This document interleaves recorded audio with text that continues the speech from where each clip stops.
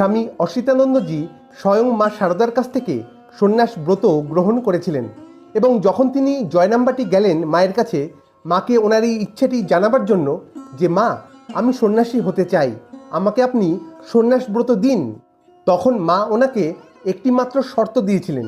বলেছিলেন, ঠিক আছে আমি তোমাকে সন্ন্যাস ব্রত দেব, কিন্তু তার আগে তোমাকে কথা দিতে হবে যে যতদিন তোমার গর্ভধারিণী মা বেঁচে থাকবেন ততদিন তোমাকে তার কাছে যেতে হবে, তার সেবা করতে হবে, সম্পূর্ণভাবে মাকে ত্যাগ করা চলবে না, তবেই আমি তোমাকে সন্ন্যাস ব্রত দেব। এবং মহারাজজিও এই শর্তে রাজি হলেন। তারপরেই মা সন্ন্যাস ব্রত দিয়েছিলেন। কিন্তু ওনার গর্ভধারিণী মা অর্থাৎ মাখনময়ী দেবী উনি কিন্তু এই বিষয়টিকে সহজভাবে নিলেন না। উনি অসন্তুষ্ট হলেন।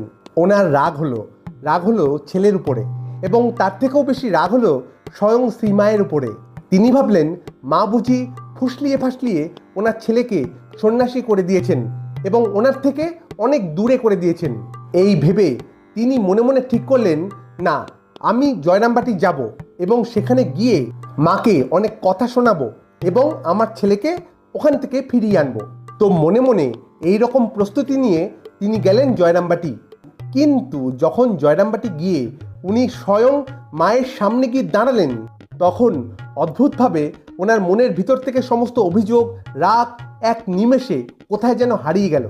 উনি আর কিচ্ছুটি বলতে পারলেন না, এবং শুধু বলতে পারলেন না এমনটাই নয়, উনি উল্টে মায়ের কাছে মন্ত্র দীক্ষা ভিক্ষা চাইলেন। বললেন, মা আমি আপনার আশ্রয়ে যেতে চাই, আমাকে দীক্ষা দিন, কৃপা করুন। এবং ইচ্ছেময়ী মাও এই ইচ্ছে পূরণ করলেন, দীক্ষা দিলেন মাখনময়ী দেবীকে। এবং তারপর বললেন, সাতু কি কেবল তোমার ছেলে মা, সে যে আমারও। কাকের বাসায় কোকিলের বাচ্চা মানুষ হয়েছে। মহারাজজিকেই মা আদর করে সাতু বলে ডাকতেন। তো কি সুন্দর একটি কথা মা বললেন যে কাকের বাসায় কোকিলের বাচ্চা মানুষ হয়েছে, অর্থাৎ সবই তো আসলে শ্রীমায়ের সন্তান। ওখান থেকেই এসেছি এবং ওখানেই ফিরে যাব, শুধু মাঝখানে কাকের বাসায় মানুষ হওয়া। এবং মা মাখনময়ী দেবীর মনের কষ্ট জানতে পেরে তিনি বললেন, তোমার চিন্তা নেই, তোমার ছেলে তোমার কাছে যাবে। এবং এরপর সত্যি সত্যি মাঝে মাঝে মহারাজজি আরামবাগে গিয়ে মায়ের সাথে দেখা করে আসতেন। তো এইভাবে মহারাজজির মায়ের মনের পরিবর্তন এক নিমেষে হয়েছিল, শুধুমাত্র মায়ের একটি দর্শন পেয়েই। মনের ঠিকঠাক পরিবর্তন করতে গেলে মায়ের একটি মাত্র দর্শনই অনেক। আমরা যদি মায়ের রূপটি একবার আমাদের মনে, হৃদয়ের মধ্যে ভালোবেসে প্রতিস্থাপিত করতে পারি, বসাতে পারি মাকে হৃদয়ে, তাহলে মনের পরিবর্তন হবেই হবে, গ্যারেন্টি। হ্যাঁ, উপর উপর সারাদিন মা মা করলাম তাতে কিছু হবে না।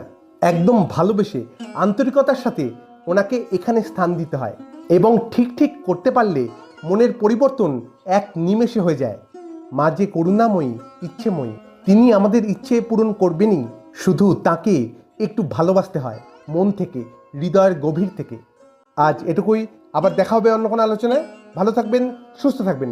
ধন্যবাদ। জয় মা।